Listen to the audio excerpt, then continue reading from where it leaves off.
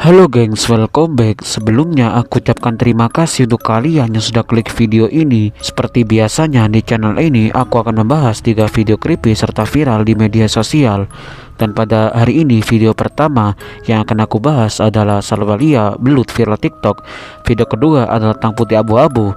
Video ketiga adalah tentang kasus Rachel Genofre. Ya udah, daripada kalian penasaran, kita nggak usah lama-lama, langsung saja kita mulai ke dalam pembahasan videonya berikut ini. Jadi gengs, di video pertama kita diperlihatkan dengan sebuah postingan yang viral di TikTok tentang sebuah video yang menunjukkan TikToker bernama Salwalia gengs. Dan di TikTok tersebut ada yang namanya caption Salwalia belut viral TikTok.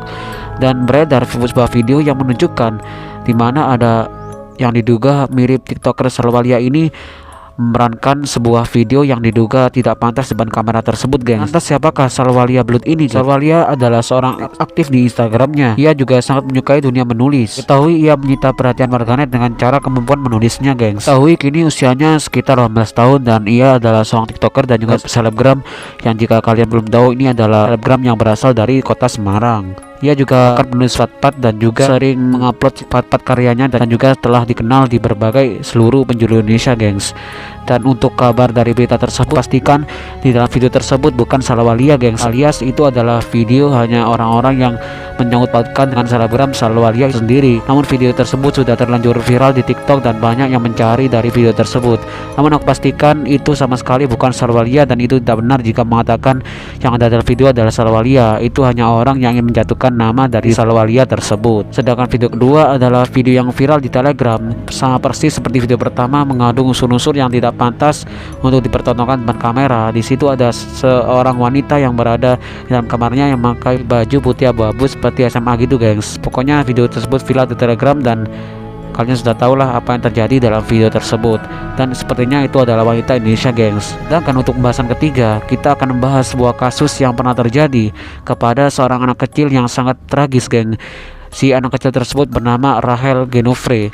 Bagaimanakah kisahnya? Kita bahas kisah dari Rachel Genofre ini. Anak kecil bernama Rachel Genofre ini, ketahui Rachel Genofre adalah seorang gadis berusia 9 tahun yang ditemukan tewas dalam sebuah koper di terminal bus Curitiba pada dini hari tanggal 5 November 2008. Kejahatan tersebut tetap tidak terpecahkan selama 11 tahun sampai polisi mengidentifikasi Carlos Eduardo dos Santos melalui tes DNA. Saat itu dia sudah dipenjara karena beberapa kejahatan lain termasuk pemerkosaan seorang anak laki-laki, tetapi pada Mei 2021 dia juga dijatuhi hukuman 50 tahun penjara atas pemerkosaan dan pembunuhan Rachel Genofre tersebut. Kejahatan itu telah dan masih berdampak besar di media, bahkan pada tahun 2021 disebut di portal majalah Aventuras na Historia. Dan pada tahun 2022 dalam sebuah wawancara dengan saluran khusus polisi operasi di YouTube dengan Vanessa Aris, menyebut kasus itu mengejutkan untuk melakukan kejahatan seperti ini. Membiarkan tubuh anak ini apa adanya, Anda harus menjadi psikopat yang handal, kata si reporter tersebut. Dia mengatakan bahwa yang membunuh Rachel Genofre ini adalah tidak lain dan bukan adalah psikopat yang handal. Awal ceritanya, Rachel Genofre menghilang pada akhir November 2008 setelah meninggalkan sekolah Instituto de Educação, di mana dia dianggap sebagai siswa yang aktif dan cerdas. Dia terakhir terlihat sekitar pukul 17.30 di dekat Praca Rui Barbosa di Rua Voluntarios Patria di pusat Curitiba, oleh dua rekannya yang menemaninya ke titik ini. Beberapa jam kemudian, setelah putrinya gagal kembali ke rumah, orang tua Rachel Genofre mendekati polisi dan pencarian pun dimulai. Kemudian pada 5 November, jenazah gadis itu ditemukan oleh dua orang pribumi di dalam koper yang ditinggalkan di bawah tangga di stasiun kereta Curitiba.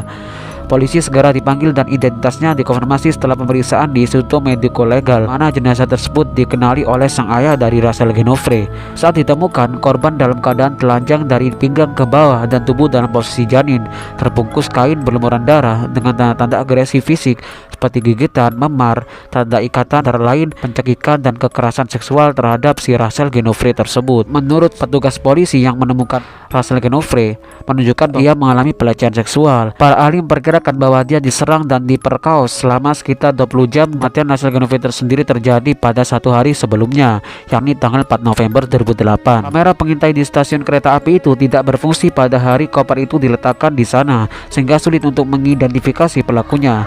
Selain itu, menurut kesaksian delegasi Vanessa dan Camila Sis untuk operasi polisi, tidak ada petunjuk lain tentang siapa dalang dari kejahatan tersebut. Jadi untuk mencoba menyelesaikan kasus tersebut, selama hampir 11 tahun dari 200 tes DNA dilakukan dan beberapa pria ditangkap. Namun tidak ada kecurigaan konfirmasi jelas siapa pelaku dari pembunuhan Rachel Genofre. Kasus tersebut akhirnya berakhir pada tahun 2019 ketika pemindaian dilakukan melalui National Bank of Genetic Profiles setelah ditentukan oleh STF untuk memperbaiki sistem ini. Setelah air murni tersebut ditemukan, akhirnya diketahuilah siapa pelaku yang sebenarnya dari pembunuhan Rachel Genofre. Ternyata pelaku dari kejahatan tersebut adalah Carlos Eduardo dos Santos.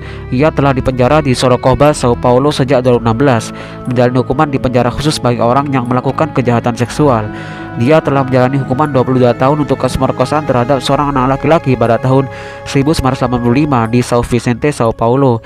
Dia juga terlibat dalam kasus pemerkosaan anak di bawah umur, pencurian, penggelapan, penggunaan dokumen palsu, percobaan pendaftaran anak, dan kerusakan yang memenuhi syarat seperti pelecehan seksual dan pembunuhan yang sangat brutal. Menurut delegasi tersebut, Carlos Eduardo itu, jika ia tidak mengaku melakukan pelecehan seksual terhadap Rachel Genofre, ia tahu bahwa hukumannya akan lebih ringan daripada ia mengaku jika dia melecehkan si Rachel Genofre sebelum membunuhnya. Atas kejahatan yang dilakukan terhadap Rachel Genofre pada Mei 2021, Carlos dijatuhi hukuman 40 tahun penjara karena pembunuhan berkualifikasi 3 kali lipat, cara kejam, pelecehan, dan juga penyembunyian tubuh seorang anak di bawah usia 10 tahun. Saat itu, si ibu dari Rachel Genofre mengatakan saat ini 1 semester di dunia ini berkurang dikarenakan dihukumnya pelaku kejahatan dari anaknya tersebut. Jadi kurang lebih seperti itu kisah singkat yang dapat aku bahas dalam kasus pembunuhan seorang anak kecil bernama Rachel Genofre. Kalian yang tahu informasi tambahan dari kasus tersebut, kalian bisa menambahkan di komentar, gengs. Dan untuk besok, untuk kisah-kisah seperti ini aku akan menceritakan pembunuh berantai bernama Jeffrey Dahmer. Dan silakan besok tunggu kisah dari Jeffrey Dahmer menurut versi dari channel ini, gengs. Oke, seperti biasanya di channel ini aku tidak menampilkan videonya, terlalu sensitif untuk menampilkan.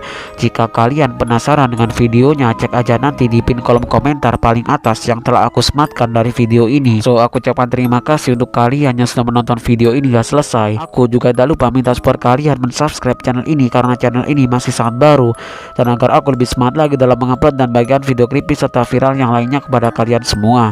Mungkin itu aja dari aku. Sehat-sehat terus kalian yang di rumah. Kita ketemu lagi di video selanjutnya dan sampai jumpa.